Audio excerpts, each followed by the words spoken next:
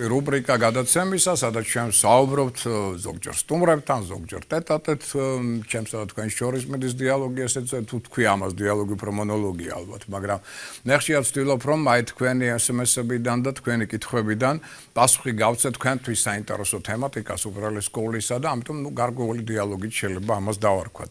ნუ დღეს ესე იგი რაზე ვისაუბრებ, დღეს სტუმარი არ აქვს, მოდით ესე ვთქვათ, მონოლოგ დიალოგის დღე გვაქვს, შეიძლება ესე ვთქვათ. და პირველში რაზე ახლა საუბარი დღეს. ნუ რამდენიმე თემა მინდა განვიხილო, იმიტომ რომ ყველაზე მეტი კითხვები ამასთან იყო დაკავშირებული, მინდა გითხრათ რომ ძალიან საინტერესო კითხვები იყო. ეთქობა ესეთი რესპონდენტები წერდნენ და გვეკითხებოდნენ ამას, რომ აი ცოტა ასე ვთქვათ ჩახედულები ასტროლოგიაში მათ შორის.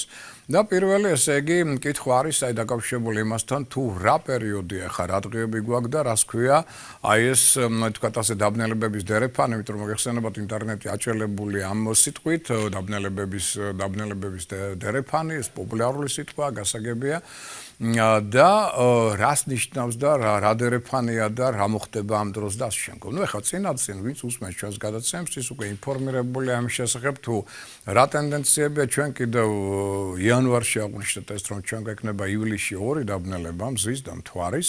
ივნისის დაუშვათ ბოლოს აღვნიშნეთ კიდევ რაგველის წინ ივლისში და აღვნიშნეთ, რომ ეს არის სწორედ 2 დაბნელებას შორის ეგრეთ წოდებული პერიოდი, 2 კვირიანი, ხო?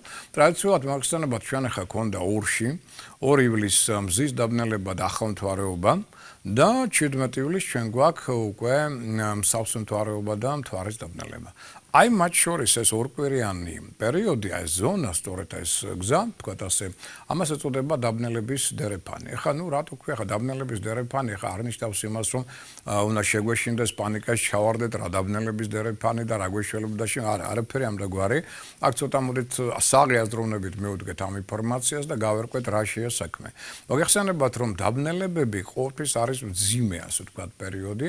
ეს არის პერიოდი, როდესაც საიდაუშვათ ნახევარწლის განმავლობაში რაღაცა ხდება შეჯამება თითოეული ადამიანის, თითოეული პერსონის, ან შეიძლება ცალკეული ქვეყნის, სახელმწიფოს და ასე შემდგომ მოქმედების შეჯამება.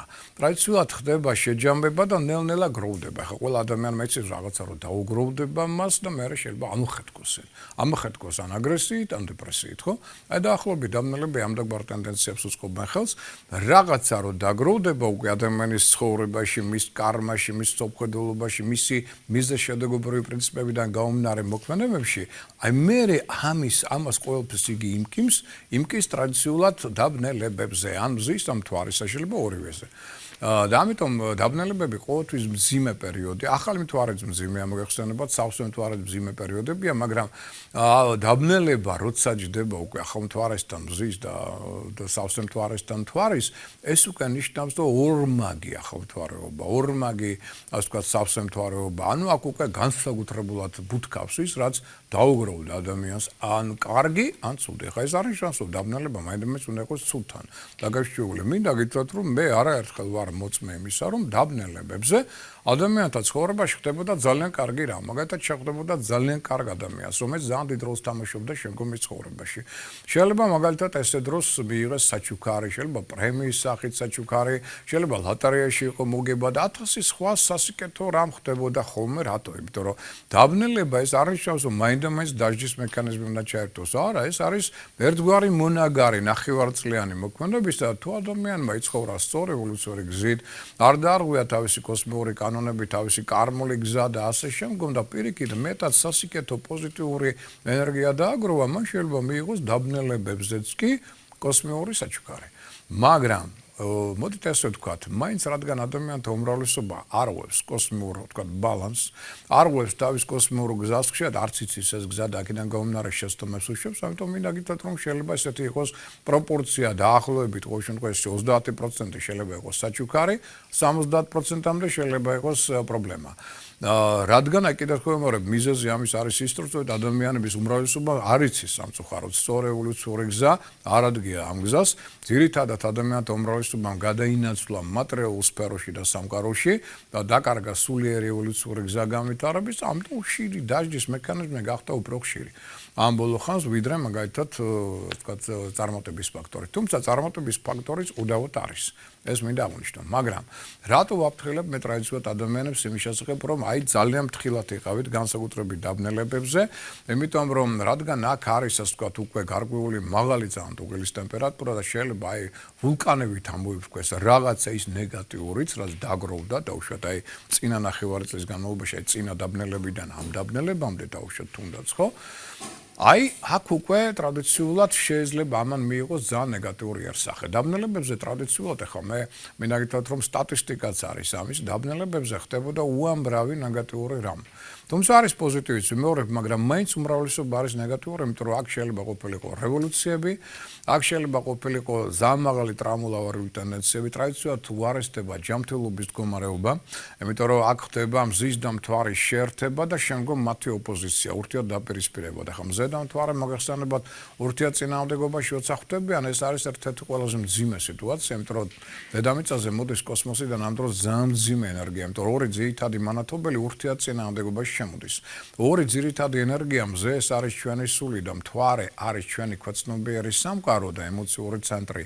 ურთიერთ ბრძოლაში არიან ერთმანეთთან. ეს ყველაფერი ჩვენი სული და ქვეცნობიერი ურთიერთ ბრძოლაში ხდება ამ მომენტში საკუთარ თავში. ამიტომ აი ეს ურთიერთ ბრძოლა მithumetes სუსტინების კუპის, სუსტი ფსიქიკის მქონე ადამიანმა შეიძლება ძალიან მძიმედ გადაიტანოს. თუ ადამიანი ძლიერია ნერვული სისტემით, ის უფრო ადვილად იტანს დაუშვათ ამდაგვარ ტენდენციებს და თან თუ ჯანმრთელია, მაგრამ რადგან ხალხთა უმრავლესობა არის ნერვიული, დაძაბული ხალხთა უმრავლესობა, უნდა ვთქვათ ასე, განიცდის ნევროზულ სტრესულ მდგომარეობას მithumetes საქართველოში, ამიტომ დაბნელებებზე განსაკუთრებული მძიმე განცდები აქვთ მათ, იმიტომ რომ ამ პერიოდში ვიმეორებ ტრაუმული ავარიული ტენდენციები მატულობს, დაბნელებას როცა ამბობთ, რომ ზოგს ხშირად ვამბობ ამ სიტყვას გახსოვთ ალბათ, რომ ზოგიერთს უბნელდება ტვინი, ნიშნავს იმას, რომ მას ქვეშ მინდა გითხრათ, რომ ტვინი მართლაც უდად მუშაობს ამ პერიოდში, შეიძლება აი დამძიმდეს თავი და ადამიანს ან ცუდად ეძინოს ამ პერიოდში, ან იყოს გადაღლილი, ან რაღაცა სხვა სახის ემოციურმა გაღიზიანებამ შეიძლება ეჩინოს თავი,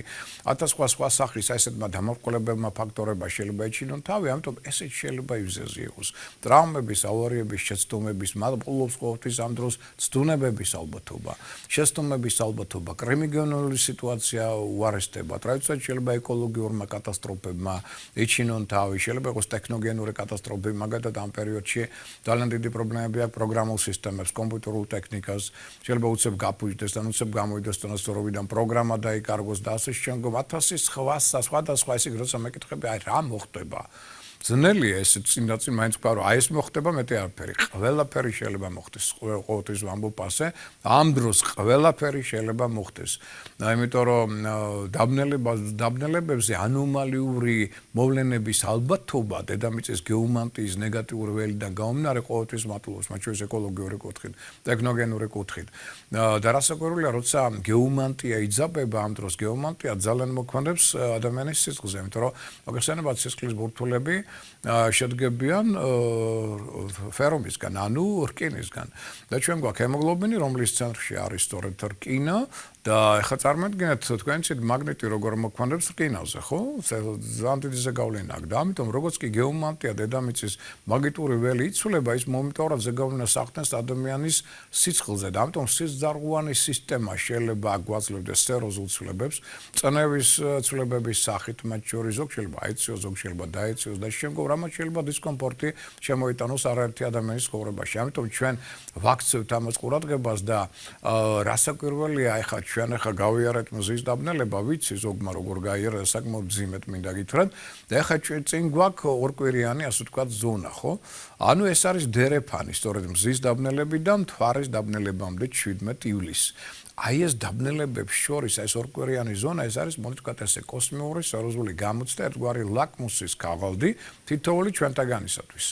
თუ ეს ორი კვირა ჩვენ მშვიდობიანად გავიარეთ ყოველგვარი პრობლემების გარეშე, არავითარი ავადმყოფობები, ტრაუმები, კონფლიქტები და შემდგომ დანაკარგები და შემდგომ და პირიქით მივიღეთ საჩუქარი კოსმოსი პირდაპირ გეუბნება თქვენ მიდიხართ სწორი ევოლუციური გზით. თუ ამ პერიოდს გადიხართ მშვიდად, წყნარად, სერიოზული პრობლემების გარეშე, ესე იგი თქვენს მეტნაკლებად ვითარდებით სწორი ევოლუციური გზით, გააგრძელეთ ისე ასე, მაგრამ თუ ამ პერიოდში რაიმე სახის პრობლემა მიჩინა თავი, ეს უკვე ნიშნავს იმას, რომ რაღაცას არ გვაქვს კოსმოსში. კოსმიური ბალანსი დარღვეული გაქვთ. პირველ რიგში ყურადღება მიაქცეთ თქვენი ხასიათის უარყოფით თვისებებს. მათ დაუწესეთ მაქსიმალური თვითკონტროლი. ზოგიერთ თქვენთაგანი შეიძლება გახდეს გამოსავლიც, იმიტომ რომ ან თვალი აიგო დიდი რაოდენობით უარყოფით ენერგიის შემოვიდა, ან დაუშვათ შეიძლება შავმაგიორმაზე გავნან იმოქმედოს და ხდება დაბინძურება აურისა და სულის აქედან გაუმნარე. ანუ რაღაც ხელის შემშელი ფაქტორები აქ უკვე იწყებენ მოქმედებას და ამიტომ ეს უკვე სიგნალია კოსმოსიდან იმისა, რომ რაღაცა შესაძლებელია თქვენს ცხოვრებაში. ისევე ნუ გააგრძელებთ ცხოვრებას, როგორც აქამდე მოხვედით. ანუ რაღაცა უნდა რადიკალურად შეცვალოთ პირველ რიგში თქვენი მსოფლმხედველობა, ხასიათის ნეგატიური შტრიხები, თვისებები. კარგი იქნება აქ უკვე გამოლასვით ჩატარება, რომ აი აქ უკვე აი ამ დაბნელებების დერეფაინდან შემდგომ დაბნელებამდე თქვენ უკვე მოახდინოთ სულის, ასე ვთქვათ, განთავისუფლება მოარყოფით ენერგიებისაგან, თუნდაც კვეთებული გამოლოცვის სახით და შემდეგ უკვე პერიოდამდე დაბნელებისა მიხვიდეთ უფრო განთავისუფლებული, სუბტაურით, შვიდი, გაწონასწორებული და სტაბილური. აი დაბნელებები ამიტომ არის მნიშვნელოვანი, იმიტომ რომ ეს ერთგვარი ვიმეორებ ლაკმუსის ქაღალდია. შეიძლება დაბნელებებზე ესე ვთქვათ, ნუ დაბნელებას ალბათ თავისი პლუსებიც აქვს, მინდა გითხრათ რატო, იმიტომ რომ თქვენ იცით რომ ინიანის დიაგრამა რო განვიხილოთ ჩვენში, ნუ იქ კარგად ხედავთ რომ ყველა ცუდში თავისი კარგია და ყველა კარგში თავისი ცუდი. ანუ ბნელ ზოლში არის პატარა თეთრი, ასე ვთქვათ, ბურთულა და აი ვთქვათ ნათელ ზოლში არის პატარა შავი ბურთულა, რა ზუსტად ამას ნიშნავს. ამიტომ როცა ჩვენ რაღაცა ცუდი ხდება თქვენს ცხოვრებაში დაბნელებებზე, ახლა აი ამაზე ხსვაშვის ამას ასტროლოგები ხსნიან, ოღონდ ბოლომდე არა და მე მინდა რომ ვეცადო ახლა აგიხსნათ რა შეიძლება აქ მოხდეს. ესე იგი დაბნელებაზე დაუშვათ, მოხდა რაღაცა ცუდი თქვენს ცხოვრებაში. ნუ ავად გახდით, ან რაღაცა ტრავმულმა, კონფლიქტურმა სიტუაციებმა იჩინოს თავი, ნუ დაუშვეთ შეიძლება სამსახურით დაკარგეთ. არა მე სახლის ამდაგვარი უსიამოვნება მოხდა თქვენს ცხოვრებაში. ეს რას ნიშნავს? ნიშნავს იმას, რომ თქვენ დააგროვეთ უარყოფითი ძალიან დიდი ენერგია, არასწორი მოქმედებებით, სიტყვებით, შეიძლება იმ გარემოთი, სადაც ცხოვრობთ და სადაც მუშაობთ და ისთანაც გაქვთ ურთიერთობა, მოხდა დაბინძურება, ერთ სიტყვით არ აქვს მნიშვნელობა გარე თუ შიდა ფაქტორების ზეგავნის შედეგად, დაბინძურება სულისა, სხეულისა და ენერგოველისა თქვენი. დაბინძურება ყოველთვის აი კარგად, ძლიერად ბუთქავს დაბნელებებს. და აქედან გამომდინარე, როცა ეს უკვე დუღილის ტემპერატურა მაგ მოიმატა იმდენად, რომ აი სწორედ დაბნელება მისცა გამოსავლის საშუალება, აი აქ მოხდა რაღაცა უსიამოვნება, რაც უკვე ნიშნავს იმას, რომ აი ეს მაჩვენებელია იმისა, რომ ტკივილის ფორმით მოდის, ესე იგი ადამიანს ტკივა ამ დროს, შეიძლება ფიზიკურად არა, მაგრამ შეიძლება გულით ტკიოდეთ ან რაღაცა სულს ტკიოდეს იმის გამო, რომ მოხდა უსიამოვნება თქვენს ცხოვრებაში, ხო? თუნდაც კონფლიქტის სახით. და ეს უკვე ნიშნავს რას, რომ ტკივილი ერთ-ერთი გამწვანდი საშუალებაა. ამიტომ ტკივილით ადამიანი ხშირად იწმინდება. ზოგჯერ არის ესეთი სიტუაციები, როცა ადამიანს ცნობიერად არ ესმის, მაგრამ აი რაღაცა პრობლემური, ძალიან მძიმე პერიოდის შემდგომ მის ცხოვრებაში იწყება რაღაც სასიკეთო პერიოდი. არის და მე ხშირად ვამბობ, რომ შეიძლება ეს გზაც არის. უბრალოდ მძიმე გზა, ტკივილიანი გზა, მძიმე და რატო უნდა მაინც იაროთ აი ესეთი ტკივილის გზით და რა აქ ახლა ამ გზას ცუდი. კი შეიძლება თქვენ ტკივილით ამოიღოთ ეს უარყოფითი ენერგია, ერთ-ერთი ფორმა, ასე ვთქვათ, იმისა განთავისუფლებისა სულისა ხდება ტკივილით ამოღების, ადამიანს აძლევა კარტ ბლანში იმისთვის, რომ მეტნაკლებად ამ გზითაც გარკვეულწილად ისწავლოს განვითარება თავისი, მაგრამ ამ გზას აქვს ერთი ძალიან ცუდი ნიუანსი. რა არის ეს ნიუანსი? კონკრეტულად, როცა ადამიანი თავისუფლდება მოარყოფითი ენერგიისგან და ძალიან ხშირად ეს ხდება სწორედ აი დაბნელებების დროს, შეიძლება აი რაღაცა გეტკინოთ, ცუდი პრობლემები შეიქმნას, კონფლიქტები შეიქმნას და შემდეგ ხალხს საშინაო მდგომარეობაში და უცებ ნელ-ნელა გრძნობთ, რომ დაბნელებების შემდეგ რაღაცა უკეთესობისკენ წავიდა. რაღაც საინტერესო ადამიანი გამოჩნდა თქვენს ცხოვრებაში, რაღაც საინტერესო წინადადება მიიღეთ, ნელ-ნელა ხდება რაღაცა სასიკეთო ტენდენციების მოზღვავება. კი ბატონო, არის ესეთი მომენტი, შესაძლებელია ეს იყოს, მაგრამ ამას აქვს დიდი მინუსი რა. ადამიანმა მაინც ვერ გაიგო, რის გამო მიიღო მან აი ეს ტკივილი. ანუ ის ისევ ნელ-ნელა ისევ გააგრძელებს ძველებურად ცხოვრებას, თავისი ძველებური უარყოფითი თვისებები, თავისი იმ ნეგატიური ნიუანსებით, რის გამოც მან ადრეულ პერიოდში დაიგროვა ეს უარყოფითი ენერგია და ვერ მიხვდა, რომ აქ მიიღო მან გაფრთხილება იმ ტკივილის მეშვეობით. აქ ჩვენ ტრადიციულად სამი გაფრთხილება მაქსიმუმი, მეტი არა. შეიძლება ზოგი პირველი გაფრთხილების შემდეგაც თქვათ წაიყვანონ ამ ქვეყნიდან ზოგს ეძლევა სამი გაფრთხილება ტრადიციულად და აი სამი ესეთი განსაკუთრებული ტკივილის შემდგომ თუ ადამიანი ვერ ხვდება, კი ის იწმინდება და აქ ახალი შანსი ახლებურად ცხოვრების დაწყებისა, მაგრამ ის ვერ ხვდება. რატო იყო ის დარტყმა და არაფერს არ ცვლის და აი ეს არის პრობლემა ამისი ზუსტად რომ როცა ასეთი განთავისუფლების შემდგომ რაღაც სასიკეთო ცვლილებები მოდის მის ცხოვრებაში ხშირად ადამიანი ვერ ხვდება უბრალოდ ამბობს რომ დამთავრდა ეს ცუდი პერიოდი და იწყება კარგი და რა კარგია ბედნიერი ვარ კი ბატონო მშვენიერია მაგრამ ნელ-ნელა ის ისე იწყებს ძველი შეცდომების იმიტომ რომ ის არ გაუაზრებია არ გაუცნობიერებია იგივე ძველი შეცდომების იგივე ძველი თვისებების განვითარებას რის გამოც ისე იწყებს დაგროვებას ამარყოფით ენერგიებისა და რაც ისევ მე ბუთქავს სწორედ ან დაბნელებებზე ან ახალ მთვარეზე ან სავსე მთვარეზე და უკვე მესამე თუ ეს იგივე მოხდა მე შეიძლება მესამე საერთოდ წაიყვანონ ამ ქვეყნიდან იმიტომ რომ მას მიეცა სიგნალები მან ვერ გაიგო ან არ მიაქცია ყურადღება და შესაბამისად ახლა გაუთავებელი სიგნალები არ მოდის კოსმოსიდან გარკვეულ სიგნალებს გვაძლევენ თუ ადამიანი რეაგირებას არ ახდენს და რადიკალურად არ ცვლის თავის ცხოვრებას შეიძლება ეს უბრალოდ ნაადრევად შემდგომ წაიყვანონ ამ ქვეყნიდანაც კი და უამრავი გენიოსია წასული ამ ქვეყნიდან ხა იცით თქვენ იგივე 27 წელი მიხეილ ლერმონტოვი სერგეი ესენინი ლორდ ბაირონი ნიკოლას ბარათაშვილი ჯიმი ჰენდრიქსი ჯიმ მორისონი მოსკოვსები 37 წელი პუშკინი მაიაკოვსკი ვან გოგი მოცარტი რაფაელი და შემდგომ შეიძლება უამრავი ჩამოთვალო და არაერთხელ ჩამოგითვლია Auto amაზე ხა დროს არ დავკარგავთ, უბრალოდ აღნიშნოთ ეს მომენტი, რომ ეს ტენდენციები არის. ამიტომ პრობლემა ამის არის ის, რომ შეიძლება მოხდეთ განთავისუფლებაც მოხდეს და უკეთესად წავიდეს თქვენი ცხოვრება, ამას თავის შეხედვით აქვს, იმიტომ რომ შეიძლება ისევ თავიდან იგივე გაგიმეორდეთ და უარესად. ამიტომ ყოველთვის კარგია, რომ ადამიანი აცნობიერებს, რაშია მისი პრობლემა, რატომ მიიღო მან დარტყმა და უკვე იწყებს ამ კონტროლის მეშვეობით ამ უარყოფით ტენდენციებზე ახლებურად განვითარების ახალი ციკლის განვითარების დაწყებას. აი მაშინ ეს უკვე შემდგომ პრობლემას არ შეუქმნის ადამიანს. ამიტომ არის მნიშვნელოვანი დარიფანი აი ეს დაბნელებებისა, რომელიც არის ერთგვარი ლაკმუსის ქაღალდი, რომლის შეობისას მეორე ყველაფერი ამოსაოდნელი, შეიძლება იყოს კარგიც, შეიძლება იყოს ცუდიც, ვინ რასაც იმსახურებს, იმას იღებს, მაგრამ მოდით ამას მივუდგათ სწორედ, ესე იგი რასაკვირველია სასიამოვნო არ არის ეს პერიოდი, იმიტომ რომ მაინც ახტანზე გავლენას განსაკუთრებით ემოციურ ადამიანებზე, მგზნობიარე ადამიანებზე, ვისაც ნერვული სისტემა აქვს სუსტი ან ჯანმრთელობა სუსტი, აი ისინი ძალიან მძიმედ განიცდიან. წყლის ნიშნები, განსაკუთრებით კირჩხები და თევზები, ასევე ძალიან, ასე ვთქვათ, ლაბილურები არიან ამ ენერგიების მიმართ. რასაკვირველია, აქ მეტია მიდრეკილება ალკოჰოლის სასმელებისადმი, ნარკოტიკული ნაერთებისა და ფსიქოტროპული პრეპარატებისადმი ამ დღეებში ასევე. ამიტომ ყველა სახის ნეგატიური ტენდენციები რასაკვირველია მატულობენ. მაგრამ კიდევ ერთხელ ვიმეორებ, დაბნელებები უნდა გავიაროთ ძალიან ფრთხილად, წინ დახედულად. დაბნელებების დროს არ არის სასურველი არაფერი ახლის გაკეთება, მნიშვნელოვანი გადაწყვეტილების მიღება, არავითარი ხელშეკრულებების დადება, არავითარი სარისკო მოქმედება, აქ უნდა ვეცადოთ მშვიდ რიტმზე გადავერთოთ, ყოველდღიური საქმეებით შემოვიფარგლოთ, კარგი იქნება აქ ლოცვა, კარგი იქნება მეტად სიკეთით და სიყვარულით გასჯვალვა, და რაც იქნება მეტად კარგი იქნება ურთიერთობა აი მაგათ ხელოვნებასთან, ბუნებასთან, სასიამოვნო ადამიანებთან, რაც მეტად აი სასიკეთო ენერგიებთან იქნებით აქ გამშვალული, მით უფრო უკეთესად მშვიდად გაევლით ამ პერიოდს. ანუ შვიდჯერ გაზომე ერთხელ გაჭერის პრინციპი დაბნელებების ამ დერეფნის გავლის დროს ყოველთვის არის უნდა იყოს წამოწეული წინა პლანზე, იმიტომ რომ მაინც პერიოდი რთულია, სახიფათოა. თუმცა მეორე, აქვს თავისი დადებითი მხარეები, მაგრამ აქვს საკმაოდ ძლიერი უარყოფითი მხარეებიც, რომელიც ასე ვთქვათ, კარმულია, მნიშვნელოვანია.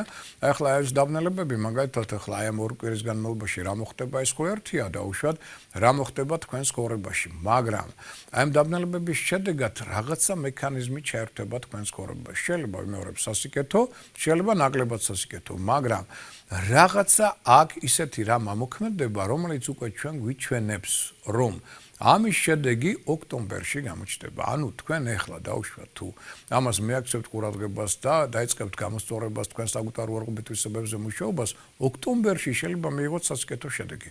სასიკეთო წინადადება, სასიკეთო ცვლილება თქვენს ცხოვრებაში, იმიტომ რომ სამყარომ დაინახა, რომ თქვენ ამ ტკივილს ან ამ დღეებს სწორად შეხვდით და უკვე რადიკალური ცვლილებები შეიტანეთ თქვენს მსოფლმხედველობაში ცხოვრებაში, მაგრამ თუ ამ პერიოდში არ აქცევთ ამას ყურადღებას და პირიქით შემოიტანეთ მეტი აგრესია, მეტი დებრესია და ნეგატიური ენერგიები, მაშინ ოქტომბერში შეიძლება რაღაცა მოხდეს ძალიან არასასიამოვნო პრობლემური თქვენს ცხოვრებაში და მაშინ უკვე სხვას ნუდაბრალებთ, იმიტომ რომ კოსმოსმა გისიგნალა თქვენ რეაქცია არ მიეცით და ოქტომბერი, რატო ოქტომბერი? იმიტომ რომ აქ ოქტომბერი ეს არის ზონა, რომელიც ამ შემთხვევაში პირველ სიგნალს მოგცემს აი ამ დაბნელებიდან გაუმდინარე იმის შედეგისა, რომელსაც თქვენ მიიღებთ თქვენი ეხლა ამ ორკვირიანი მოქმედების და ცხოვრების პრინციპებიდან გამომდინარე. ეხლა გავითვალისწინოთ, რომ ცოტა რთული პერიოდი ეს დაბნელება ეხება განსაკუთრებით მოქმედებს რასკვლელი კირჩხიბებზე და თევზებზე აღნიშნეთ. შემდგომ თხის გაითხოვს ყურადღებას ასევე და ასევე სასწორი და ვერცი. ამ ოთხის შანსზე განსაკუთრებულზე გავლენას ახდენს დაბნელება და აი მათ მართლაც განსაკუთრებული სიფრთხილე მათ შორის ვიმეორებ ჯანმრთელობის მიმართ, ტრავმულოვანი ტენდენციების მიმართ. ეხლა განსაკუთრებული ყურადღება საჭირო ამ დერეფნის პერიოდში კუჭის ზონის მიმართ, კუჭნაზლავის ზონა მთლიანობაში მოდით ვახსენოთ ესე. მერე ყურადღება ძლოვან სისტემას ხერხემალს წელის არე, ეს შეიძლება ადვილად გაგიცივდეთ ან ტკივილების სიმძიმეებს ზედმეტ აქ, თქვათ, აწევთ, ეცადეთ ყოველ შემთხვევაში თავი შეიკავოთ. შემდგომ ყურადღება მეაქციოთ ასევე ტენდენციებს, რომელიც აქ უკავშირდება გულსიზარღვან სისტემას. ეს სუსტი ზონებია. ამიტომ ზედმეტად გადავტვირთოთ მათ, იმიტომ რომ ამან შეიძლება ამ ორი კვირის განმავლობაში ცოტა მოგწეს რეაქცია და პრობლემა. ამიტომ ამ მხრივ იყოთ ყურადღებით ზედმეტ ნერვიულობას დაბნელებების დროს უკუჩვენება აქვს. ამიტომ მაქსიმალურად ეცადეთ რაც არ უნდა პრობლემური სიტუაცია შეიქმნას, არ მიიყვანოთ თქვენი თავი ზედმეტ ნერვიულობამდე. თორე ამან შეიძლება უკვე გულსიზარღვან სისტემაზე იმოქმედოს ცუდად. დღესაც გავფრთხილდით თავს, ხოთ შორის თვარე ლომშია, რომელიც ასუსტებს სწორედ გულს, გულის ზონას და დღესაც არავით არის სიმძიმეები, არავით არის ზედმეტი ნერვიულობა. აი ამ მხრივ ეს მინდოდა ეს მოკლე ისეთ ინფორმაცია თუ შეიძლება მას მოკლე ერქვას, თორე დაბნელებაზე შეიძლება მე ვისაუბრო და რამდენიმე გადაცემა არ მეყოს, იმიტომ რომ აქ იმდენი სტატისტიკა, დაგროვილი იმდენი ინფორმაცია ამასთან დაკავშირებული, მაგრამ რადგან ჩვენ ახლა სხვა თემებისგან განსახილველად, ესე იგი მოკლედ ესეთი მცირეოდენი ინფორმაცია მის შესახებ თუ რას ნიშნავს ეს დაბნელების დერეფანი, რომელიც ჩვენ ორი კვირის განმავლობაში უნდა გავიაროთ, რა შედეგები შეიძლება მოგცეს მან, რა არის კარგი, რა არის ცუდი და როგორ ჯობია რომ გავიაროთ, მაინც მე ყოველთვის ურჩევ ადამიანებს დაბნელებების დროს, რომ სიფრთხილე, წინდახედულობა, მოთმინება, თავდაჭერა ყოველთვის კონდეს წინაპონზე. თორე ეს განსაკუთრებით დაბნელებები, მაინც გახსოვდეთ, რომ ეს დერეფანი ამ დროს აქტიურდება და ყოველთვის დაბნელებებზე, ამ დაბნელებებს ადრე ეწოდებდნენ სატანურ დღეებს, მოდით ვთქვათ ასე, ხო? ამიტომ უარყოფითი სატანური ენერგია დაბნელებების პერიოდში განსაკუთრებით ძლიერია. და ამიტომ ცდუნებების ალბათობა მაღალია. აქ შეიძლება სხვა შორის ადამიანი ცდუნების წინაშე დადგეს. ეს შეიძლება იყოს ალკოჰოლთან ცდუნება, შეიძლება საწინააღმდეგო სქესის პარტნიორთან ცდუნება, რაღაც დიდ ფულთან დაკავშირებული ცდუნება. ამიტომ ეს ორი კვირა თქვენ შეიძლება მიიღოთ მათ ცდუნებელი წინადადებები. აი ისეთი რომ აი ვერ გაუძლოთ, აი რაღაცა დიდი ფულის შოუნის ან რაღაცა სხვა სასწაული და ძალიან ფრთხილად იყავით. დააგვირდით აი ამ ორი კვირის განმავლობაში ვინ შემოდის თქვენ ცხოვრებაში. ვინ რომელი ადამიანი გეთმასნებათ და ასე შემდგომ, ხო, ძალიან ფრთხილად იყავით განსაკუთრებით მათ მიმართ, იმიტომ რომ აქ ყოველთვის მეორე უარყოფითი ენერგიები განსაკუთრებით ძლავრობენ და ისინი ცდილობენ რომ გაცდუნონ სხვადასხვა ფორმით, სახით წინადადებები და შემდგომ. ამიტომ ეს არის ერთგვარი, მოდით ვთქვათ ასე, წლის განმავლობაში ყველაზე დიდი ცდუნებების ორკვირიანი ზონა. ამიტომ ვეცადოთ რომ ეს დერეფანი მშვიდად განვლოთ, ცდუნებებს არ ავყვეთ და დავიცვათ მაქსიმალური სიმშვიდე, ჰარმონია, რაც შეიძლება მეტი პოზიტივი შემოვიტანოთ საკუთარ ცხოვრებაში. ეს მოკლე ინფორმაცია დაბნელებების დერეფნის ირგვლივ. ეხლა დარჩენილი ეს თემატიკა, რომელიც ასევე საინტერესო ადამიანებისთვის და ისინი ამ კითხვებთან დაკავშირებით სწორედ მისვავენ ხშირად, ასე ვთქვათ, ამ კითხვას მისვავენ და აინტერესებთ, ესე იგი მე ხა ბოლომდე ამ კითხვებზე პასუხს ვერ გაგცემთ ვერც მე და ვერც ვერავინ, ალბათ, იმიტომ რომ ჩვენ მაინც მიახლოებით ვიცით ეს ინფორმაციები, მაინც დაფარულია, დაახურულია და ძალიან საინტერესო კითხვაა, სხვა ჩვენს მინაგდათ რომ არავის ეს კითხვა არ დაუსვას ჩემთვის არასოდეს. რომ ძველ ფრესკებზე იქ სადაც არიან გამოსახული ეგვიპტელი ფარაონები, მათ ხშირად ხელში უკავიათ ორი ცილინდრი. და ვინც ახლა ეგვიპტოლოგიასთან არის დაკავშირებული ან აქ საშუალება რო ის ნახოს, დაინახავს კიდე სხვა შორის ორი ცილინდრი უკავიათ მარჯვენა და მარცხენა ხელში და ძალიან დიდი კამათის საგანი იყო ეს, რას ნიშნავს ეს ორი ცილინდრი, რატო უკავიათ და რა ფუნქციას ასრულებს და იყო სხვადასხვა ვერსიები, სხვა შორის ამაში მეცნიერებიც იყვნენ ჩართულები, ეზოთერიკოსებიც და უამრავი რამ იყო ამასთან დაკავშირებული და ზოგი რას ამბობდა, ზოგი რას ამბობდა და შემდგომ. ამასთან დაკავშირებით მინდა გითხრათ, რომ ჩვენმა წინაპრებმა შეასრულეს ძალიან დიდი როლი და გამოაშკარავეს თუ რა არის ეს ცილინდრი. აი მინდა გითხრათ, რომ პარადოქსულია, ხო, მაგრამ კიდევ ერთხელ ვამბობდი ყოველთვის და ვამბობ, რომ ჩვენ არ ვიცნობთ ჩვენ წინაპრებს, ჩვენ არ ვიცნობთ იმას, რა დაგვიტოვეს მათ და რა საოცრებებია ეს ყველაფერი და რატო თქვენს იგივე დაუშვათ იოგას ოსტატებმა ინდოეთში, როცა აქედან ჩავიდა დელეგაცია, რომ რა გინდა თქვენ ჩვენთან, როცა იოგა თქვენგან მოვიდა ჩვენთანო. დაგინდათ ისწავლოთო, როცა თქვენთან არის დაფუძნებული იოგაო და ძალიან გაგვირებულები იყვნენ ჩვენ ეს სპეციალისტები, რომ როგორ საქართველოში იოგა როდის იყოს ადეკვო რანაირად არაფერი არ ვიცით. ასევე ზუსტად ახლა აქ უკვე მივდივართ კიდევ ერთ თემასთან, რომელიც ძალიან მნიშვნელოვანია, განდობილთა თემასთან, რომელიც ბევრს აინტერესებს, მაგრამ კიდევ ერთხელ მინდა გითხრათ, რომ დიდი ინფორმაცია ამ შესახებ ჩვენ არ გვაქვს. სამწუხაროდ გვაქვს რაღაც პატარა ფრაგმენტული ინფორმაციები, რომლის ირგვლივ მე შეიძლება რასაკვირველია გარკვეული ინფორმაცია მოგაწოდოთ. ოღონდ აი ამ თემაზე ჩვენ ვისაუბრებთ ალბათ ცოტა ხანში, იმიტომ რომ ახლა ჩვენ მოგვისწრო ფაქტობრივად საეთერო პატარა რეკლამა და ვსაუბრობთ განდობილებზე და ცილინდრების სისტემაზე. ერთი მეორესთან არის კავშირში და ამიტომ ზეგი მე რომ ცილინდრების სისტემა აგესტა და მაშინ განდობილებზე რამდენიმე სიტყვა უნდა ვთქვათ. ვინ არიან განდობილები, იმიტომ რომ არაერთხელ ვახსენებდი მე ამას და ამან გამოიწვია ესე გარკვეული ინტერესი კითხვები არის ამასთან დაკავშირებით. ახლა მე რო გითხრათ ვინ არიან კონკრეტულად სახელი გვარი გითხრა და შემდგომ ეს არ არსებობს და ვერც ვერ გეტყვით, იმიტომ რომ ეს არიან ჩვენი, თქვათ, მოდით ვთქვათ, პირველ რიგში წინაპრები, ეს ერთი. შემდგომ ჩვენი მოქალაქეები, რომლებიც დღესაც ცხოვრობენ სამშობლოში ჩვენთან, მაგრამ ცხოვრობენ მთიან რეგიონებში, აი როგორც არის სვანეთი, როგორც არის ხევსურეთი. აი ესეთ რეგიონებში, ხოჭვის რაჭაზეც გამიგია.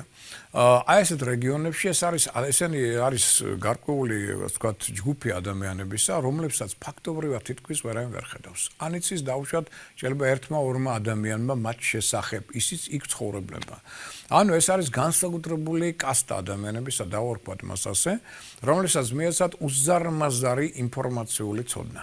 ანუ ეს არიან ადამიანები, რომელმაც შეძლეს თავის დროზე და ეს ძალიან დიდი ხნით ადრე იყო. მინდა გითხრათ, რომ აქ ჩვენი ქვეყანა და სამშობლო საქართველო არის ერთ-ერთი უდიდესი ეზოთერული ცენტრი. და ამაზე მეტყველებს უამრავი მითითება, რომ არის რამდენიმე დიდი ცენტრი ეზოთერული, სადაც, თქვით ასე, არის ჭიპი ეგრეთ წოდებული უფლისა. აი ესე ერქვა მას ლიტერატურაში, ესეთი ჭიპები გვაქვს ჩვენ მაგალითად, ენერგეტიკული ცენტრები დავარქვათ სხვანაირად. ერთი არის დავუშვათ ტიბეტი, ცნობილია, არის ეგვიპტე, ცნობილია, არის კავკასია, პირველ რიგში საქართველო ეგონისება ამ შემთხვევაში. არის ასევე აი ძველი აცტეკების, ინკების და მაიას ტომების ზონა, უკვე ჩრდილო და სამხრეთ ამერიკის ზონაში. აი ეს ზონები არის განსაკუთრებით ენერგეტიკულად ძლიერი.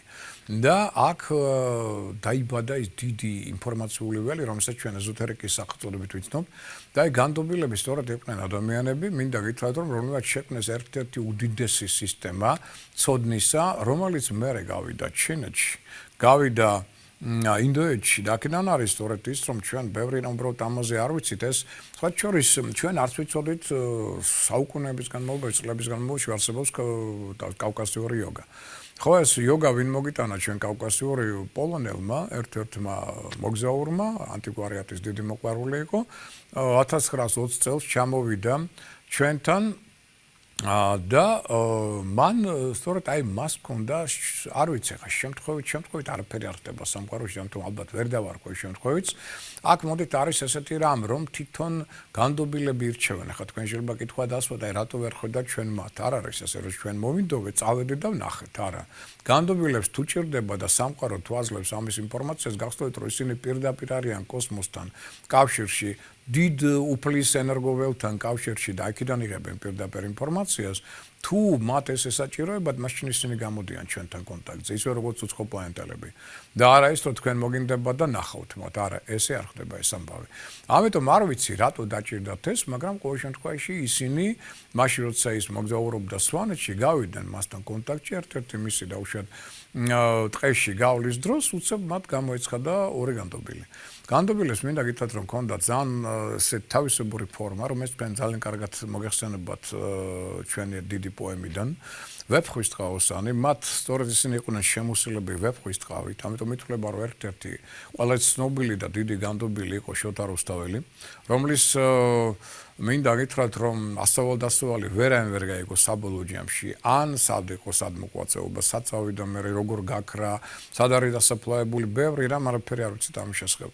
მაგრამ მათ სწორედ ეს ფორმა ჰქონდათ და მინდა გითხრათ რომ შეეძლოთ მოულოდნელად გაჩენა და გაქრობა. ანუ თქვენ თვალწინ იყო და უცებ აღარ არის. ანუ ზეგავლენის მოხდენა შეეძლოთ მესამე თვალზე იცოდნენ ძალიან დიდი კოსმიური კანონზომიერებები და შექმნეს კავკასიური იოგა, რომელიც მათ გადასცეს ყოველშორის ამ პოლონელ მოგზაურს, ამერიკელი იყო ეს პრინციპში, უბრალოდ პოლონელი წარმოშობის იყო. და მან შემდგომ როცა წავიდა ამერიკაში იყო იმდენად შოკირებული ამ ინფორმაციით, იმიტომ რომ კარი უზარმაზარი ინფორმაცია მედიტაციური ტექნიკის შესახებ. და არა მარტო მედიტაციური, ესე იგი, ამ ადამიანებმა იცოდნენ საოცარ მკურნალობას. ხო შეიძლება თავის ტრეპანაციის პრინციპი ჰქონდათ ეს რამდენი საუკუნის წინ. სად იყო ჯერ ეგვიპტელი ფარაონი, სად იყვნენ ჯერ ინდოელი იოგები, როცა ეს ყველაფერი აქ უკვე კეთდებოდა კავკასიის მთებში. ტრეპანაციიდან დაწყებული ურთულესი ექილერები რო აკეთებენ დღეს ხილერები ფილიპინებზე უსისხლო ოპერაციებს ამას განდობილები აკეთებდნენ მათ გაცილებით უფრო ადრე ჩვენთან. უბრალოდ ეს იყო ინსტიტუტი, რომელიც იყო დახურული კასტა, ყველას ეს არ ეძლევა და არ შეიძლება რომ მიეწეს, იმიტომ რომ უზარმაზარი იარაღია, რომლის მეშვეობით ისინი ფლობდნენ არნახულ ძალას და ენერგიას. და ამიტომ ჰქონდათ საცოცხლო საოცარი ენერგია და ეს რო ახლა მიეცათ ყველა ადამიანისთვის, თქვენ ხო წარმოგიდგენიათ რა იქნებოდა. რა ხოცვაჟლეტაში გადავიდოდა ყველაფერი, იმიტომ რომ ამის უფლება აქვთ მხოლოდ განსაკუთრებულ ადამიანებს, რომ ეს ცოდნოდათ და ეს განსაკუთრებული ადამიანი უნდა ყოფილიყო სულით ძალიან სუფთა და თქვათ პიროვნება, რომელიც ასე თქვათ იმ კოსმიურ მისიაში ასრულებდა, რომელიც მას ეკისრებოდა.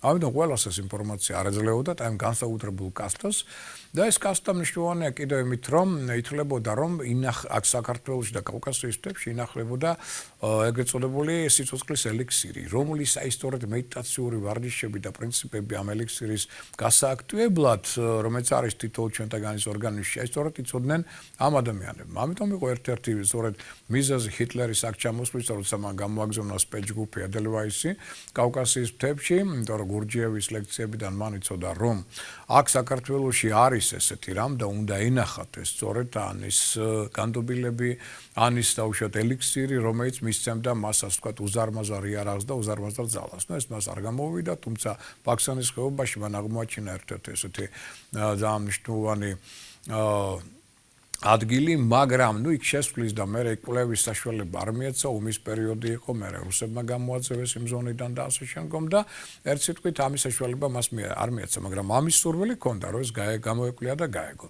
სამწუხაროდ ახლა ჩვენთან ჩვენებად მატერიალისტები გავხდით, რომ ჩვენთან არც მეცნიერება აკადემიას, არც არავის ერთი სურვილი არც ერთხელ არ გაჩენია, რომ აი ეს გამოეკვლიონ ეს მეთოდები, ან დაუშვათ ვიღაცას რო ქონოდეს აი რაღაც ესეთ სურვილი, რომ რაღაცა რაც არის დანატოვარი და რაღაც პატარა ინფორმაცია ამასთან დაკავშირებით, აი მის ირგვლივ რაღაცა კვლევა ჩაეტარებინოს. არაფერი ამ დაგვარი არ ყოფილა, მაგრამ მე ვიცი რომ ეს პოლონელი, ასე ვთქვათ, ამერიკელი მოგზაური, მოდი ვთქვათ, ეს პოლონური წარმოშობის იყო შოკირებალი, იმიტომ რომ უზარმაზარი ინფორმაცია იყო. ინფორმაცია არა მარტო დაუშვათ კურნალობასთან დაკავშირებით და იყო სასწაული ინფორმაცია, რომელიც დღევანდელმა ექიმებმაც კი არ ეციან მინდა გითხრათ, მათ შორის იყო სისხლის გამწვანდი გადასწარების საშუალებები, ელემენტარული ვარჯიშების მეშვეობით, რომელიც დღესაც არ ეციან უმრავლესობამ. და შემდგომ იქ იყო უკვე ისეთი თეორიები, რომელიც იმ პოლონელმა მოგზაურმა აღარ დაწერა.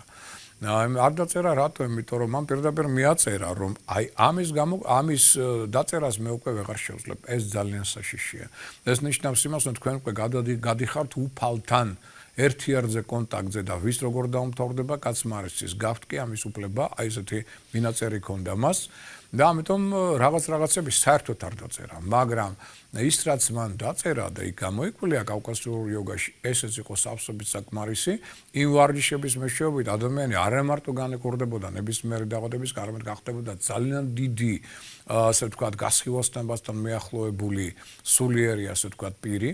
და არ იყო საჭირო ძალიან ძნელი ვარჯიშები, მაგრამ გარკვეული ცოდნა საჭირო იყო, გარკვეული მასწავლებელი საჭირო იყო ამასთან დაკავშირებით, სწორად გაეკეთებინათ ეს ყველაფერი და ეს ყველაფერი ერთჩვენია დღეს აქედან გადავიდა, შემდგომ წავიდა დასავლეთში და გადავიდა ინდოეთში, გადავიდა ჩინეთში და იქ უკვე გაიდგა ის სახელი და დღეს ჩვენ ვიცით, რომ არის უზარმაზარი სახელწოდება, რომელსაც ჩვენ ვიცნობთ იოგას სახელწოდებით, მთელმა მსოფლიომ იცის, მაგრამ არ იციან, რომ ამის საწყისი ადგილი არის საქართველო, აქედან წავიდა ეს ყველაფერი, რომელიც მე მინდა გითხრათ, რომ მონღოლებმა, რომელსაც ნახევარი მსოფლიო დაიპყრეს, ვერაფრით ვერ აიღეს ხევსურეთი. ვერაფრით რამდენი შეტევა ქონდა და ეხლა ძალიან საინტერესო იყო ესეც არ იყო სერიოზული კვლევის მიზეზი არა და იყო ამაზე მუშაობა ბატონი იური ყეინაშვილი მუშაობდა ერთი პერიოდი და ძალიან საინტერესო რამ გამოიკვლინა აღმოჩნდა რომ ხევსურულ ორთაბრძოლებსა და აი მონღოლების ორთაბრძოლებს შორის 80% საერთო ილეთი იყო. ეხლა გეკითხებით საიდუმლო და მოხვედრილი იყო მონღოლეთში ის ილეთები რაც ხევსურებმა იცოდნენ ორთაბრძოლების დროს. აქედან არის ეს ყველაფერი წასული. როცა თაიძიცვანის დიდი ოსტატი ტოიო კობაიაში 1986 წელს ჩამოვიდა საქართველოში და აქ ნახა სუხიშვილების ცეკვა, ძველი სუხიშვილების, მინდა გითხრათ რომ მან თქვა რომ რადგინდა თქვენ თაიძიცვანი, როცა მთელ თქვენს ცეკვაში დევს თაიძიცვანი და ციგუნი. და მე გვიხსნიდა ამას თუ თითოეულ მოძრაობას რა ენერგეტიკული დატვირთვა აქვს. ესე იგი ჩვენ რამდენი რამე არ ვიცით ხო წარმოიდგენიათ ესე იგი რომ აი ეს ოსტატებიც კი იყვნენ აღფრთოვანებული იმით რაც ჩვენთან არის და ჩვენ წარმოდგენა არ გვაქვს ამის შესახებ. და ეს ყველაფერი გავიდა აქედან. ეს იყო განდობილთა ინსტიტუტი. დღესაც არის ხო შორის ამაზე ხა შიგადაშიგ მესმის ძალიან იშვიათად, მაგრამ მესმის რომ შიგადაშიგ ვიღაცებს ხვდებიან ზოგჯერ მთებში, ხევსურეთში და სვანეთში, ოღონდ ეს განსაკუთრებულ შემთხვევაში და ძალიან იშვიათად ესეთი ადამიანები, რომლებიც როგორც შეიძლება უცებ გამოჩნდნენ, ასევე უცებ გაქრნენ. ამიტომ ისინი თუ ჩათვლიან საჭირო თქვენთან მოსვლას, ამ შემთხვევაში გექნებათ კონტაქტი, სხვანაირად არა. და მინდა გითხრათ, რომ ეს არიან უდიდესი სულიერი ოსტატები და სხვათა შორის არის ვერსია, ამაზეც მინდა გითხრათ, ადრეც თქვი ამას შესახებ, რომ ქართული ჯარი მათ შორის ძალიან ხშირად აი სწორედ იყო განდობილთა ხელში და თქვენ ახლა როდისმე ალბათ გიფიქრებთ ამის შესახებ, როგორ გადარჩა საქართველო. ეს პატარა ქვეყანა, რომელსაც იმდენი ურდო შემოესია საუკუნეების განმავლობაში. ხა მარტო რა ვთქვათ, რომ ენა მამული სარწმუნოება ეს კი მნიშვნელოვანი ფაქტორია, მარტო ეს არ უშველის საქმეს. ელემენტარულად, ახლა როცა მოდიოდნენ მონღოლები 100,000-იანი არმიით და საქართველოში მასზე იყო მაქსიმუმ 15,000 მოსახლეობა, რა უნდოდა იმ მოსახლეობის მთლიან ამოძირკვას, ხო? აბსოლუტურად არაფერი. მაგრამ არ მოხდა ეს. აქეთ ურდოები აგერბათ არაბები, აქეთ თურქები, სპარსელები და ასე შემდგომ და ეს პატარა ქვეყანა გადარჩა. როგორ გადარჩა დღემდე გაუგებარია, ხო, სასწაულია. აი ერთ-ერთი მიზეზი არის ეს. ქართულ ჯარს ამზადებდნენ ეს არის ესეთი ვერსიები, საერთოდ 300 მარაგველმა როგორ გააჩერა ამდენ 1000-იანი არმია. როდისმე გიფიქრე მარტო ის რომ აი კი კარგი მებრძოლები იყვნენ, ამაზე ვინ დაოს, მაგრამ მაინც ვერ გააჩერებ, ფიზიკურად ვერ გააჩერებ. მათ ჰქონდათ სწორედ მომზადება განდობილების არის შედეგად მას ჰქონდათ უნარი, საოცარი მებრძოლ სულისკვეთებასთან ერთად სხვა ენერგეტიკა ჰქონდათ. თითოეულ დარტყმას ჰქონდა ორმაგი ენერგეტიკა.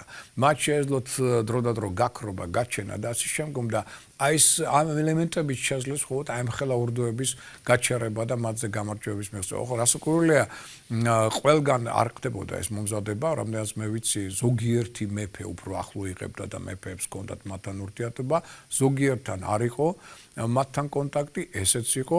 მე ვიცი ისიც რომ ჰქონდა ესეთი კონტაქტის თელობა მათ ზვიად გამსახურდიასთან თავის დროს. მაგრამ რაღაცა იქ მაინც არ შედგა ის კონტაქტი, როგორც საჭირო იყო. ეს კიდე ერთ-ერთი ინფორმაცია ესეთი.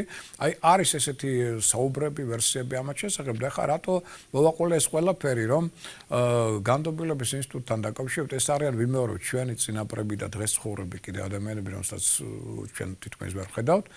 რომელიც ფლობენ უდიდეს სულიერ, ასე ვთქვათ, ინფორმაციას, რომელიც მოდის კოსმოსიდან და აქვთ არნახული შიდა ძალა, ფსიქიური, ფსიქოლოგიური, ეზოთერული და ასე შემდგომ და აი რომელმაც სწორედ ახსნეს ეს აი პოლონელ სწორედ სტუმარს მათ აუხსნეს ცილინდრების სისტემა, რომელიც რომელიც სწორედ რომელსაც ხედავთ ჩვენ ფარაონების ხელში და რა არის ეს ცილინდრების სისტემა. თურმე ესეც საინტერესო რამეა. ლითოთერაპია, მოდი დავარქვათ ასე, მოგეხსენება თქვენ რომ დღესაც იყენებენ უკვე საკმაოდ კარგად ლითონების მეშვეობით თერაპიას და ყოფილა ესე იგი მარჯვენა ხელში მათ უკავია ცილინდრი, რომელიც გამზადებულია სპილენძისგან, მარცხენა ხელში ცინკისგან და როცა ეს ეკავათ ხელში ხდებოდა და მე მინდა გითხრათ რომ ძალიან კარგად იცოდნენ ძველ ეგვიპტეში ასტროლოგია. აქედან გამომდინარე ისინი ყოველთვის არჩევდნენ შესაბამის დღეებს, ანუ მზე უნდა ყოფილიყო ამ დროს ლომის ზოდიაქოში, ხოლო მთვარე კირჩხიბში და აი ასე დროს ისინი იკავებდნენ აი ამ სწორედ ორ ცილინდრს, ლითონის ამ ცილინდრებს და იწყებოდა საოცარი პროცესი, ანუ ხდებოდა ელექტროწყრის შეკვრა. და ეს ელექტროწე ფაქტურად ლითოთერაპიას ასაც დღესაც უკვე ეყენებენ ექიმები, აი მაშინ რამდენი საუკუნის წინ განდობილებიც იყენებდნენ სხვა შორის ამას, იმიტომ აუხსნეს მათ სწორედ ეს და ვერ გაიგო მაინც დიდხანს რა არის, სანამ არ გამოიკვლინა, სანამ იმ ამერიკელმა არ დაწერა, რომ განდობილება მათ აუხსნეს. რას ნიშნავდა ეს ორი ცილინდრი მათ ხელში, ანუ ფარაონების ხელში. ეს სწორედ იყო მათი ლითოთერაპია, რის მეშვეობით ისინი აუმჯობესებდნენ ორგანიზმს, ირთვებოდა მცირეოდენი, მაგრამ ვოლტაჟი დენისა, რომელიც გადიოდა მთელ სხეულში, მაქსიმუმ უნდა ქონოდა 15 წუთი დაახლოებით ეს სხეულში, რის შედეგად რადიკალურად იცვლებოდა სისხლის ფორმულა, ხდებოდა სისხლის თავიდან განახლება და ხდებოდა შიდა ენერგიების ენერგოველით დატენმა. ფაქტობრივად ყველა, ასე ვთქვათ, ძირითადი, ასე ვთქვათ, ფუნქციონალური ერთეული ჩვენი სხეულისა იწყებდა თავიდან მუშაობას კარგი ენერგიით, თქვა დატვირთული და დატენილი. და ფაქტობრივად ეს იყო ერთ-ერთი საუკეთესო თერაპიული საშუალება, რომელსაც იყენებდნენ მეორე ჩვენი განდობილებიც და ეგვიპტის ფარაონები. ახლა კითხვა ჩდება ესეთი, თქვენ როგორ ფიქრობთ, ეს ეგვიპტიდან მოვიდა განდობილებთან? არა, განდობილებიდან წავიდა ეგვიპტეში. ამიტომ განდობილებმა შემოიტანეს ჩვენ სამყაროში უზარმაზარი ეზოტერული ინფორმაცია და ცენტრი ამის არის აქ. განებავთ მიბრძანდით ძველ ტიბეტში. იქაც კი დიდი სულიერი ოსტატები ლამები დღესაც ამბობენ, რომ კავკასიადან არის მოსული ძალიან ბევრი ვარჯიში, რომელიც მათ აქვთ, იგივე იოგა სისტემის ვარჯიშები, ტანტრა სისტემის ვარჯიშები და ასე შემდგომ. ძველ ეგვიპტეში ძალიან კარგად იცოდნენ ეს ყველაფერი. ამიტომ სამწუხაროა, მაგრამ ჩვენ არ ვიცით იმის შესახებ კიდევ რა საოცარი. ახლა მედიას რო საუბრობდა არგონავტები და შემდგომ აქედან რა წაიღეს არგონავტება, ოქრო უნდოდა, ჩვენზე მეტი ქონდათ ადჟერ. ოქრო, აქედან ეს ოქრო სიმბოლო არის სწორედ იმ დიდი ცოდნისა, რომელსაც მედია ფლობდა. და აქედან გამომდინარე, სწორედ ამის მერე აღურძინდა უკვე საბერძნეთი და დაკნინდა საქართველო, იმიტომ რომ ესეთი დიდი ეზოთერული ცოდნის გატანა არ შეიძლებოდა. უბრალოდ აი მედიამ ეს დაარღვია. ეს პრინციპი და აქედან გამომდინარე მოხდა ეს პრობლემა. სხვა შორის მინდა გითხრათ, რომ განდობილებმა თხოვეს იმ პოლონელ მოგზაურს გარკვეული პერიოდის განმავლობაში არ გამოექვეყნებინა ეს ინფორმაცია, მათ მისცეს მას თუ არ ვწდები 30 წელიწადი, თუ არ 30 წლის მერე შეეძლო ეს გამოექვეყნებინა და არა იქამდე. ამ პოლონელმა ამერიკელმა ვერ მოითმინა, როგორც კი ამერიკაში დაბრუნდა, მომენტალურად დაიწყო მუშაობა ამაზე და მინდა გითხრათ, რომ როგორც კი ეს წიგნი გამოვიდა, მე მგონი 1 თუ 2 თვეში, ნუ მაქსიმუმ 3 თვეში გარდაიცვალა მოულოდნელად, ისე რომ ვერავინ ვერ გაიგო. ეს ძალიან მაგონებს სხვა შორის ფედერიკო ფელინის ამბობს, რომელსაც ქონდა საოცარი სიზმრები მათ შორის, როცა მან მოიდომა დონ ხუანის გადაღება, ეს უნდა ყოფილიყო მისი ბოლო ფილმი, კარლოს კასტანედას წიგნის დამიხები და კასტანედას წიგნი საერთოდ ერთხელ იკითხება. ორჯერაც არ გაქვთ უფლება რომ წაიკითხოთ, იმიტომ რომ იმდენად ენერგეტიკულად დატვირთულია და მე თუმცა ეს ფილმის გადაღების უფლება არ ქონდა. მან მიიღო სიზმრის სახითაც ეს ინფორმაცია, ეს იყო სხვა შორის მე აღწერილი, მაგრამ არ დაუჯერა და დაიწყო გადაღება და ძალიან მალე გარდაიცვალა. ანუ დარღვევა კოსმიური კანონების, როცა გეუბნებიან არა, ეს უნდა ყოველთვის იცოდეთ, იმიტომ რომ მე ამის მოწმე არაერთხელ ვარ, მინახავს ექტრასენსი, რომელმაც არ დაუჯერა, როცა ზედაძალებმა უთხრეს, რომ არ შეიძლება შენი ჩარევა და მაინც ჩაერია ესე იმდენად უნდა დახმარება პაციენტისთვის და მე 3 დღით გაუშეშეს ხელი, თელიანად არ მუშაობდა მისი ხელი, ანუ მიიღო ესეთი დარტყმა, ანუ ამასეთ მომენტებს მე შეავხედავ. ამიტომ დარღვევა არ შეიძლება. იმ პოლონელმა დაარღვია სამწუხაროდ მართალია დიდი ამბავი გააკეთა იმით, რომ ჩვენ მაინც გაგვაგებინოთ, თურმე ჩვენს მიწაზე არსებობს და აქ ჩაინერგა კავკასიური იოგა, რომ ჩვენთან არსებობენ განდობილები, რაც და წარმოდგენა არ ქონდა. და ეს ყველაფერი მოგვიტანა, მაგრამ თვითონ ასე ვთქვათ, სხვერპშეზერვის სახით ძალიან მალე გარდაიცვალა ამის შემდგომ, იმიტომ რომ დაარღვია ეს კანონი. ნუ 30 წლის მერე რომ გამოექვეყნებინა, მაშინ შეიძლება ყველაფერი სხვანაირად წარმართულიყო მის ცხოვრებაში. ყოველ შემთხვევაში, აი ეს უკავშირდება განდობილებს, ეს უკავშირდება სწორედ აი ცილინდრების სისტემას და მნიშვნელობას, რაზეც ჩვენ დღე გქონდა საუბარი, იმიტომ რომ ეს საინტერესო კითხვებია, ამაზე მე მინდა გითხრათ, რომ ახლა ესე ცლად არასოდეს არ მისაუბრია და ახლა მინდა უკვე ეს მოკლე ინფორმაცია, ახლა მე რო გითხრათ, ახლა მეტი ვინმე მიცის განდობილებზე, ან მე გამიგია, შეიძლება ვიღაცა მიცის, არ ვიცი.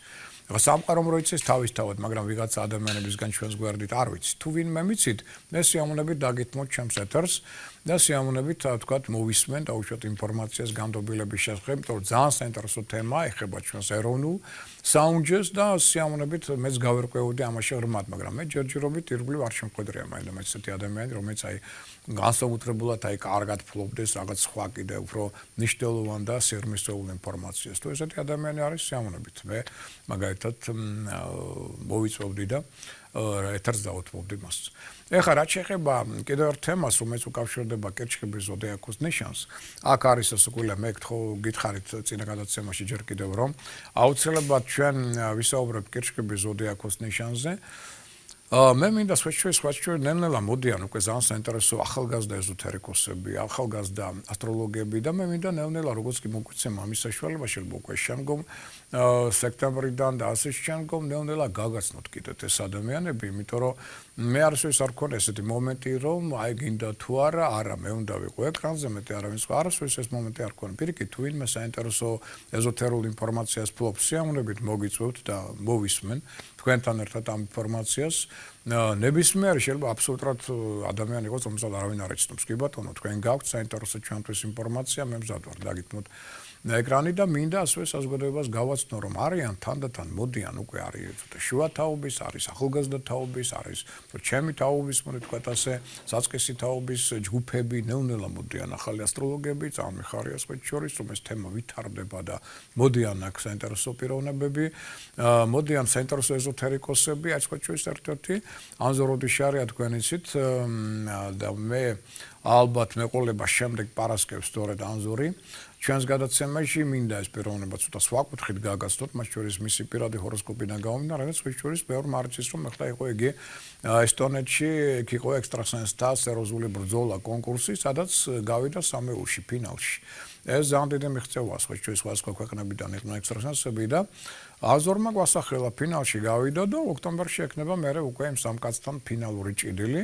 აი შემდეგ პარასკევს ვისაუბრებთ მოგვიყვება ამის შესახებ თუ რა იყო იქ როგორ იყო და ასე შემდგომ ეს ინფორმაციაც საინტერესო არიან კიდე მეორე ახალგაზრდა ასტროლოგები რომელსაც მე ასევე მოვიწვევ და ვეცდები რომ გაგაცნოთ რომ თქვენ იცოდით რომ ეს ნელ-ნელა ეზოთერული სფერო ნელ-ნელა იღვიწებს საქართველოში, რაც მე ძალიან მიხარია, იმიტომ რომ ნელ-ნელა უნდა გაიღვიძოს, ნელ-ნელა უნდა წამოვიდეს ახალგაზრდა თაობა, რომელსაც ექნება ტელეპათიური ნიჭი, სხვანაირი მსოფლმხედველობა, ასტროლოგიური კუთხით სწორი მსჯელობა და სწორი დამოკიდებულება, ფენშუის კუთხით სწორი, ნუმეროლოგიის კუთხით, ტაროლოგიის კუთხით, აი მოდიან კიდე საინტერესო ბიჭების სხვა შორის ტაროს კარტის ცნება ეს ძალიან მნიშვნელოვანია და ძალიან ღრმა არის და ასე შემდგომ და ქირომანტების სხვა შორის მე სამწუხაროდ არ ვიცნობ. ქირომანტებს თუ ვინმე არის ქირომანტი კარგი, ესე ვთქვათ, მე მინდა პროფესიონალი, კარგი იქნება, აი მასაც გავაცნობდი საზოგადოებას, რომ ხელის გულზე რა საოცარი ასტროლოგია. აღნიშნული ხა მე ზოგადად ვიცი, მაგრამ მე არ ვთვლი რომ მე ქირომანტი ვარ, ეხა ის ჩემი ცოდნა არაფერი არ არის, ის უბრალოდ ჩემთვის ზოგჯერ ვიყენებ რაღაცებს, იმიტომ რომ აქ სულ არის მთელი ასტროლოგია აქ არის და იგივე დავუშვათ არის წერტილები მთვარისა, სატურნისა, მარსისა და ასე შემდგომ.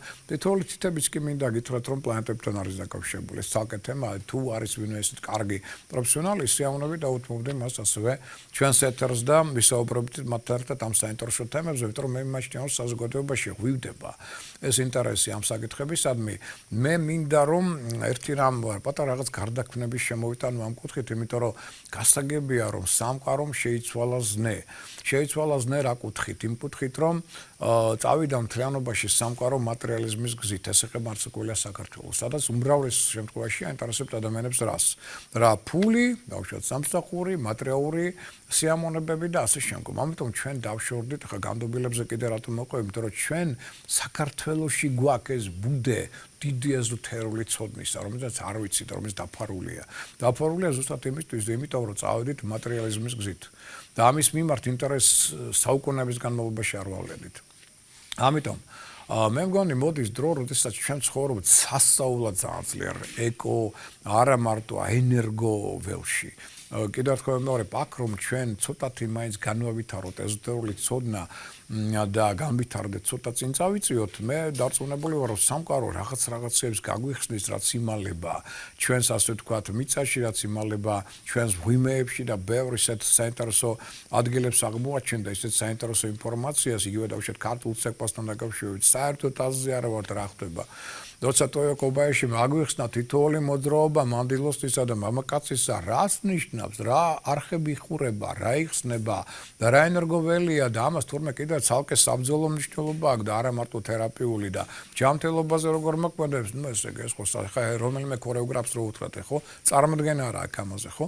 აგვიხსნა ზუსტად ქალის და მამაკაცის ტრაექტორიები მოძრაობისა და დაუკავშირა მთვარის და მზის ტრაექტორიები და ზუსტად დაგვისვა ეს მოძრაობები. ანუ ეს ჩადეს წინაპრებმა. ჩვენ აზზე არ ვართ, არ ვიცით. ხო, და ამიტომ კიდევ ერთხელ მეორე პაკ ხა იგივე მედიას დროს გნებავთ, ხო? სასწაული მედიცინა იყო ჩვენი, ხო? არანახული რამ იცოდნენ ჩვენმა წინაპრებმა და კურნავდნენ უძიმეს დაავადებებს, მათ შორის ონკოლოგიურ დაავადებებსაც კი. რასაც მედიცინამ ეხლა მიაღწია, ჩვენებმა იცოდნენ მრავალი საუკუნის წინ. მაგრამ ამის საჭიროა კოლევაძიება, ამასთან დაკავშირება და ასე შემდგომ. ამიტომ თუ ეზოთერულმა აზროვნებამ არ გაიღვიძა, სულ უფრო მეტმა ახალგაზრდამ არ გამოიჩინა ამის მიმართ ინტერესი და თანდათან ეს არ გამვითარდა, იქამდე ისევ იქნება დახურული ეს. და ვიქნებით ისევ მხოლოდ მატერიალისტი. მე არ ვამბობ, რომ მატერიალიზმი ცუდია, ძალიან კარგია. მატერიალიზმი საჭიროა, თვითონ მატერიაშიც არის უფლის ძალა და უფლის ენერგია. უბრალოდ ამის დანახვაა საჭირო, მაგრამ როცა თქვენ იცით, რომ კოსმოსი არის ზომიერება, ხო? თუ ძალიან გადადიხართ მატერიალიზმში, თქვენ კარგავთ სულიერ მხარეს და იჭებით, იმიტომ რომ დაკარგებთ კოსმიური ბალანსი. თუ თქვენ გადადიხართ მარტო სულიერებაში და მატერიას არ ცნობთ, ისევ გადადიხართ უკიდურესობაში, მიუხედავად რომ სულიერებაა, მაგრამ მაინც იჭებით, რატო? იმიტომ რომ ისევ დაკარგეთ კოსმიური ბალანსი. აი ეს პრინციპია, ძირითადი კანონია სამყაროში, რომელიც უფალმა ჩვენ დაგვიდო და ეს უნდა გავიგოთ. ამიტომ ჩვენ ახლა ვართ დისბალანსში, მატერიალურ დისბალანსში. ჩვენ გვჭირდება ამის გაწონასწორება, რით მოვიდეთ ზომიერებაში, წამოვწიოთ წინა პლანზე, სწორედ სულიერება, მაგრამ აი როცა ამ შუაში მოვალთ და დავამყარებთ აი სწორედ შვენიერ იერარქიას, ზუსტ იერარქიას, ბალანს მატერიასა და სულიერს შორის, თავარია მე არ გადავარდეთ ზედმეტ სულიერებაში. თორე ისევ დავიჯებით. თორე მე მატერიალურ სამყაროს უგულებელ ხობთ. აი ეს არ უნდა მოხდეს. ზომიერების წერტილი დაახლოებით თანაბრად. ამიტომ ეს გაგვიძება ახალი ეზოთერიკოსებისა ჩვენთან და საინტერესო ასტროლოგებისა და ფენშუის სპეციალისტებისა, სწორედ კარგია წინაპირობა იმისა, რომ ჩვენ გავაძლიერებთ აი მხარეს, რომელიც ახლა გვაქვს დაკნინებული სულიერი ნაწილი. სულიერ ნაწილში არ არის მარტო რელიგია, შემოგარგებო დამიჯერეთ. რელიგია ერთ-ერთი მნიშვნელოვანი ფაქტორია, მაგრამ ამის გარდა სულიერ სფეროს ძალიან ბევრი სხვა სფერო მიესადაგება, იგივე ფილოსოფია, იგივე ფსიქოლოგია, იგივე ასტროლოგია, იგივე ფენშუის პრინციპები, იგივე დაუშვათ ნუმეროლოგიის ცოდნა და ბევრი სხვა ესეთი ეზოთერული პრინციპები, რომელიც სამყარო ჩვენ გვიბოძა, ეს უნდა განვავითაროთ და ამან ერთად უნდა იცხოვროს. ერთმა მეორე უნდა გააძლიეროს და უნდა ერთმა მეორემ შეავსოს და არა ის როგორც ჩვენთან ხდება დღეს, ერთმანეთს ებრძვიან და დასანახად ვერ იტანენ. ეს ვერ გავითარდებით. ამიტომ მე მიმაჩნია, რომ აი ეს პრინციპები უნდა წამოწიოთ წინა პლანზე და ნელ-ნელა კოსმიური ბალანსი ვიპოვოთ. ეხლა მე კირჩქებზე მინდოდა დღეს საუბარი, მაგრამ არ გამოვიდა დროის სიმცირის გამო. მე ამაზე ვისაუბრებ ერთ-ერთ გადაცემაში ყოველ შემთხვევაში. სანამ კირჩქებშია მზე, კირჩქებს აუცილებლად დაუბრუნდები და ამაზე ვისაუბრებ, ალბათ ამ ერთი გადაცემის შემდგომ. ხოლო შემდეგ გადაცემაში, ესე იგი, ანზოროდის შარე გვეყოლება სტუმრად. და მე მინდა რომ ესე იგი აი დღევანდელი გადაცემა თუ თქვენ ახლა ვერ იხილეთ ან რაღაც გამოტოვეთ ხვალდილით შეგიძლიათ 9 საათზე ტელეკომპანია კავკასიის ეთერში ნახოთ. კვირას ჩვენ შევხვდებით უკვე ჩვეულებრივად გადაცემაში ვარსკვლავები გვამსტობენ 16 საათზე ტელეკომპანია კავკასიის ეთერში და მე იმედი მაქვს რომ დერეფნებზე აი ამ დაბნელების დერეფნებზე მეტნაკლებად ასე ვთქვათ გასაგებად ვილაპარაკე და თქვენ უკვე ხვდებით რაოდენ მნიშვნელოვანია ახლა რომ ცოტა მეტი სიფრთხილე წინ დახვედრობა მიაქცევთ ყურადღება ამ პერიოდს 17 ივლისის ჩათვლით, იმიტომ რომ აქ კიდე ჩვენ გვექნება კომუნიკაციის მმართველი პლანეტა და გომნების მმართველი პლანეტა მერკურის რეტროგრადულობა 8 რიცხვში დაიწყება, ან უკან მოძრაობას იწყებს რეტროგრადული, ნიშნავს იმას, რომ მერკურის რეტროგრადულობა შექმნის პრობლემებს მოგზაურობასთან დაკავშირებით, კომუნიკაციასთან დაკავშირებით, აქ დაგვაბრუნებს ძველ იდეებთან, ძველ საქმეებთან და მათი თავიდან რეალიზაციის საშუალებას მოგცემს. ამიტომ ეს ცოტა კიდევ უფრო გაართულებს სიტუაციას. ამიტომ 17 რიცხვის ჩათვლით ვიყოთ ყურადღებით, ვეცადოთ ეს დერეფანი დაბნელებების სამშვიდად გამლოთ, ზედმეტი კონფლიქტების, პრობლემების, საქმეების გარჩევის და სირთულეების გარშე. მაშინ ყველაფერი იქნება კარგად ჩვენს ცხოვრებაში და იმედია, რომ ასეც იქნება. ამ ინფორმაციით საუკეთესო სურვილებით მე მადლობას გიხდით ყურადღებისათვის და გემშვიდობებით მომავალ შეხვედრამდე.